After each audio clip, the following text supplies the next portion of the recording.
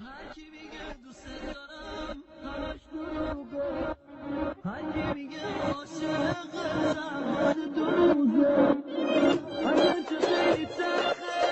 This track is a new surprise at Alt Music Festival.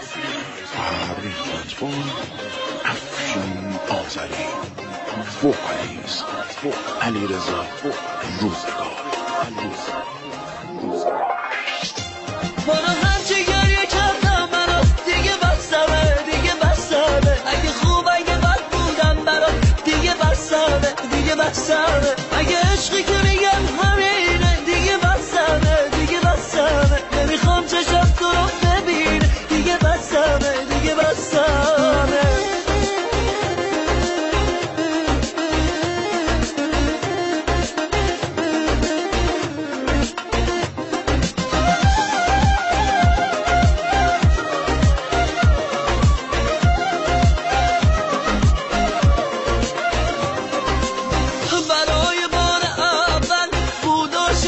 شدم من از روی سادگیم بود که خواب تو شدم من، از تو جدای لحظه چجوری می شدم من. تو که میگفتی فقط با من میمونی، ولی اینو نگفتی همش با اینونی. خیال کردم منو یه دلم سنگ صبوری، خیال کردم که تا آخر میخوای با من بمونی. برو هرچی گریه کردم برات دیگه بسمه، دیگه بسمه. اگه خوب اگه بد بودم برات دیگه بسمه، دیگه بسمه. اگه عشقی که میگن همینه دیگه بسمه، دیگه بسمه. نمیخوام چشم تو رو ببینه دیگه بسمه، دیگه بسمه.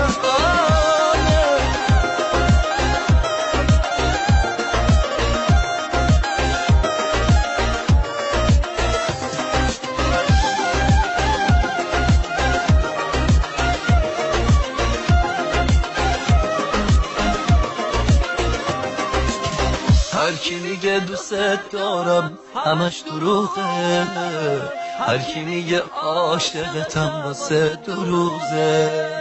اگرچه خیلی تلخه حقیقت اینه، به اون خدا هر چی میگم همش دروغه، همش دروغه، همش دروغه.